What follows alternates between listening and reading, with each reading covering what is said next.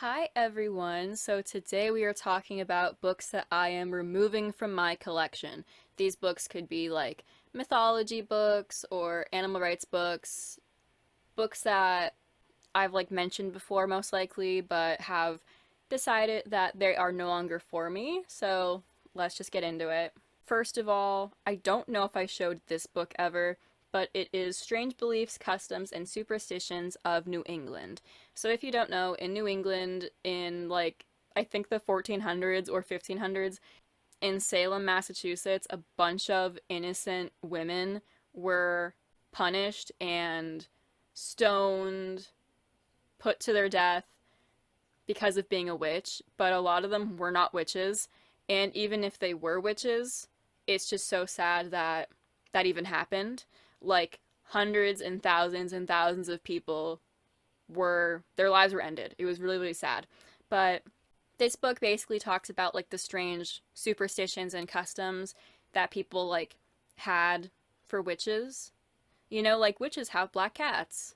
Or you could tell a girl is a witch if she is single. Weird stuff like that. And although I know it's just superstition, I think a lot of it is really problematic. And also, I can't read superstition books because I've noticed that it gives me a lot of anxiety. Because you could tell me it's a superstition and it's fake, but I'll believe it. When I was younger, I was told that black cats are bad luck, and for years I would have panic attacks over black cats. Could not deal with that. I don't know what it is, but it really just makes the paranoia wake up. There is a line in this book, though, that's really interesting, and that quote is that men have Adam's apples as punishment for Eve taking the apple from the forbidden fruit tree. So, the Adam's apple that men may have is, a reminder of the sin they committed. I'm like, what? That is so interesting, though. Who thinks of these things? Next up is the Complete Encyclopedia of Angels. Now, I've showed this book before in videos as a really good book to get if you're into angels, but I reread it and I don't like it. It's just not for me because it's only, I think, mentions the good side of each angel or god or goddess, which that's fine, but I feel like it leaves out some info, and also it doesn't really deep dive into the meaning behind angels. It kind of just has a list of angels you could put into your life, and that's great and all, but I've gotten other books since this book, and I just no longer need this book because I have better books now, in my opinion. Obviously, this book is still really good, it's just not for me. Decided to get rid of Wild Justice because I tried to read it and was like, yeah, I don't vibe with it. I put this book in a video I made about books I want to read, and yeah, I don't like it. I don't vibe with it. It's just not my vibe. Decided to also get rid of the big book of runes and rune magic because I realized that it focuses only on Nordic runes and Viking lore, and I don't really want to read about Vikings or Nordic rune magic or whatever. I much rather focus on Celtic lore and Celtic mythology, Celtic runes. I just think that's more interesting to me. I also just am not into Norse mythology, so I don't know why it took me so long to realize this. However, I do have the tiny book of runes, and that's focused on Nordic runes, but I want to keep that one because if I ever went to a country that has a lot of Nordic runestones, I would like to take out that book and be like, I know the meaning behind the runestones, because it's small, it's portable, it's a really good tiny book, it's easy to read, and it just has quick explanations of what each rune means. So I feel like that'd be really important to have if I was traveling. Next up is monsters and mythical creatures from around the world.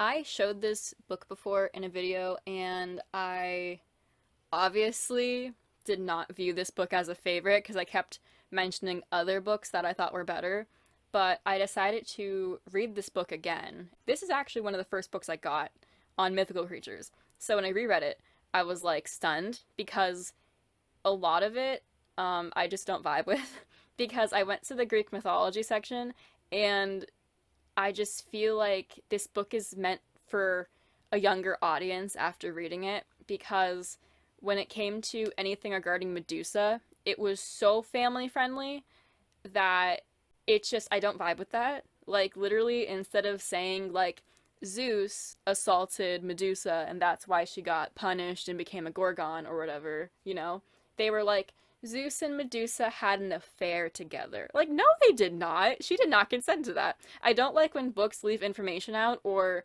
try to make things look, you know, kid friendly. Like, no, like, shut up. I don't like that. It's so stupid because, like, why are you making it sound like it was consensual? Because it wasn't.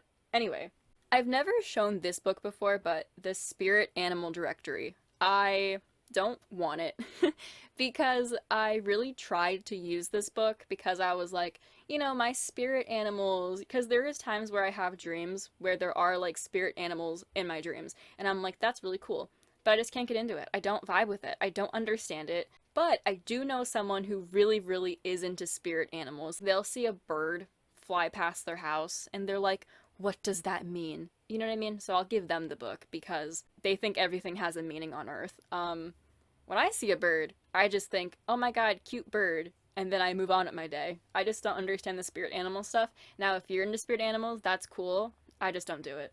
But lastly, I'm getting rid of the Modern Witchcraft Guide to Fairies because I don't vibe with it. I just don't understand it. I don't want to use it. I also don't feel comfortable with working with fairies because I have read some lore behind fairies, and there are fairies that are evil and there's fairies that are good. But if I was to read a fairy book, it would be the myths, legends, and lore. I would read that because I've seen that book before in stores and it's really, really good. But the witchcraft version, this book, I just don't vibe with it because I'm looking for a book that is more so information on fairies rather than how to use fairies in your witchcraft, because if I was to use anything in witchcraft, it would be like goddesses. But yeah, that is all for today. I will see you guys in the next video. Bye!